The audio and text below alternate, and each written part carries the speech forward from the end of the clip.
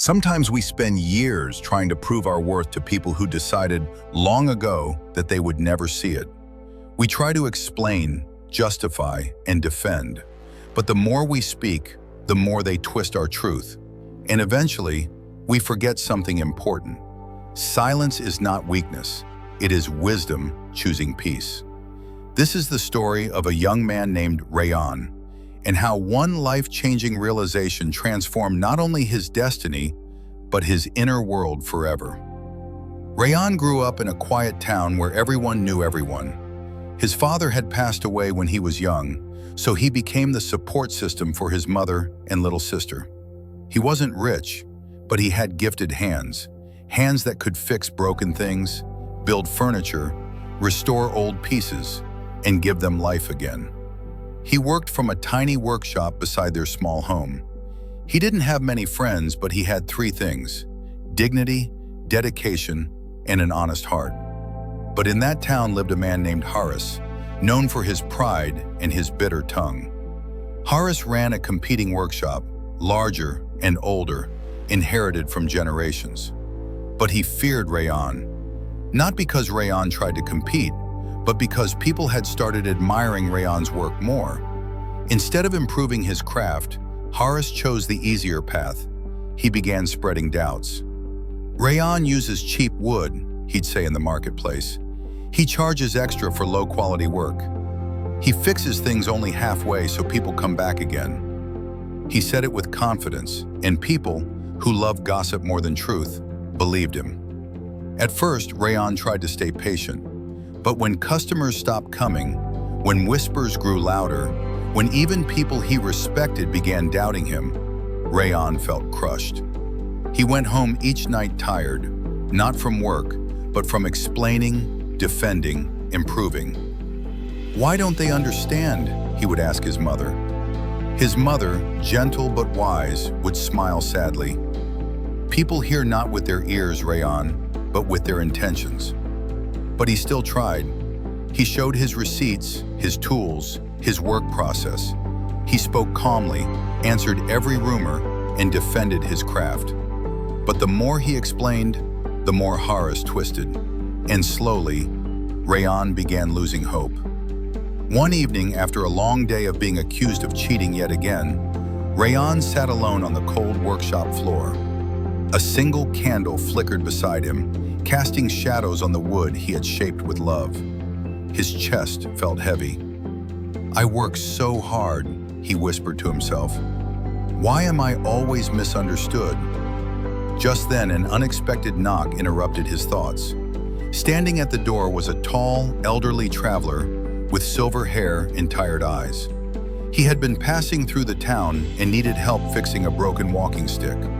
Rayyan welcomed him in, repaired the stick with skill and kindness, and refused payment. The old man studied Rayyan's face for a long moment. "You look like someone who carries a storm inside," the traveler said.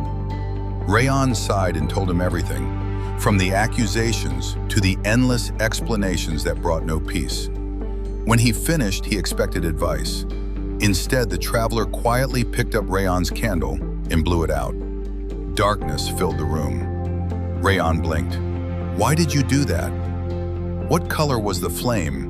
the traveler asked. "Golden," Rayyan replied. "Yet someone blind would never believe you," the traveler said softly.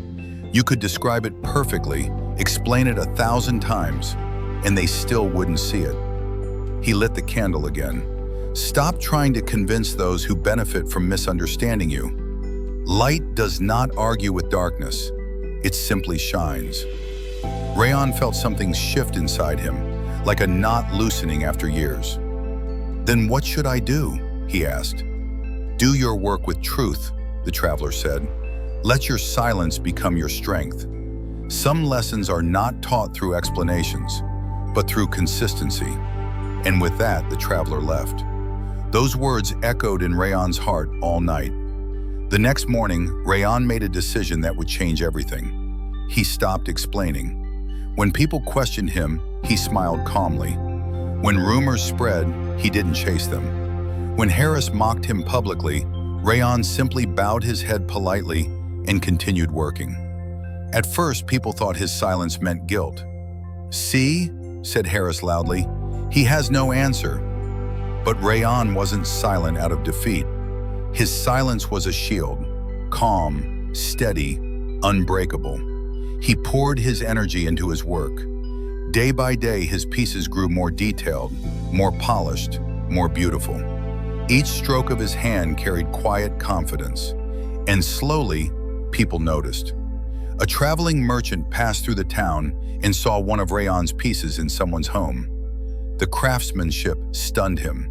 He traced the smooth finishing, the perfect symmetry. "Who made this?" he asked. Soon he found Rayyan's workshop.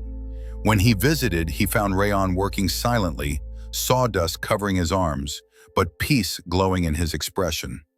The merchant placed a heavy pouch of coins on the table. "I want 10 of your finest pieces," he said. Rayyan stared in surprise. 10? "You have talent," the merchant replied. "Real talent.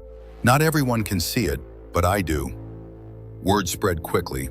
People from nearby towns began seeking Rayyan's work.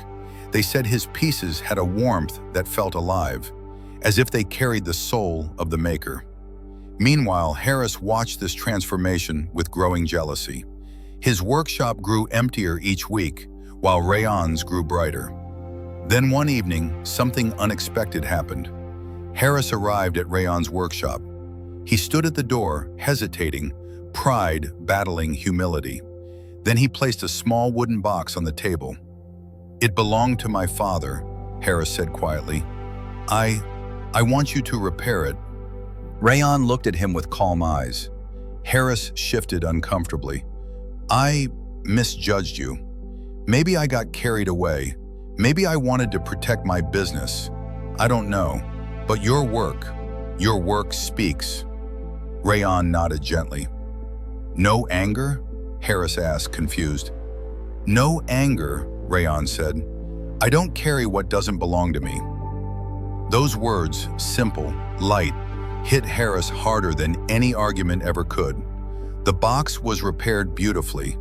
Harris left without speaking much, but his silence that day was different. It was the silence of a man who finally saw the truth. Weeks passed. Rayyan's workshop glowed with life. He still didn't explain himself. He didn't defend or justify. If someone misunderstood him, he let them.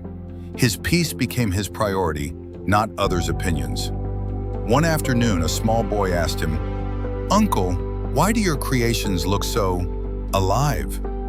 Rayyan smiled, touched the wood gently, and replied, "Because I no longer waste my energy trying to fix how people see me. I use it to shape who I am." The boy nodded, though he didn't fully understand. But you, listening right now, maybe you do. Sometimes the best response is silence. Sometimes the strongest action is stillness. Sometimes peace is more valuable than being understood. You don't need to prove your worth to those committed to misunderstanding you. You don't need to defend your heart to those who twist your words. You don't need to explain your intentions to those who listen only to respond, not to understand.